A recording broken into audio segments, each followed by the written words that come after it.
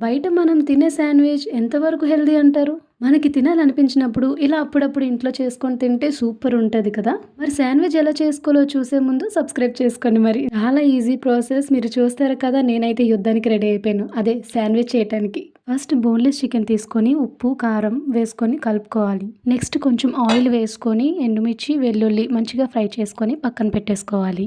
ఇప్పుడు ఇదే కళాయిలో చికెన్ కూడా ఫ్రై చేసుకోవాలి. మంచిగా బ్రౌన్ అండ్ గోల్డ్ కలర్‌లో వచ్చినట్టుగా ఫ్రై చేసుకోవాలి. అలాని మరీ మార్చేయకూడదు. ముందుగా ఫ్రై చేసుకున్న వెల్లుల్లి, ఎండుమిర్చి మంచిగా గ్రైండ్ చేసుకొని పక్కన పెట్టేసుకోవాలి. అండ్ మనం చికెన్‌ని మంచిగా ఫ్రై చేసుకున్నాం కదా! ఇలా చిన్న చిన్న పీసెస్ కట్ చేసుకొని పక్కన పెట్టేసుకోవాలి. బ్రెడ్ మీద టమాటో సాస్, ఆనియన్స్, చికెన్ ఇలా వేసుకున్న తర్వాత మనం ముందుగా గ్రైండ్ చేసి పెట్టుకున్నాం కదా! ఆ పేస్ట్‌ని కూడా పైపైన వేసుకోవాలి. అప్పుడు టేస్ట్ కొంచెం డిఫరెంట్‌గా ఉంటుంది కదా!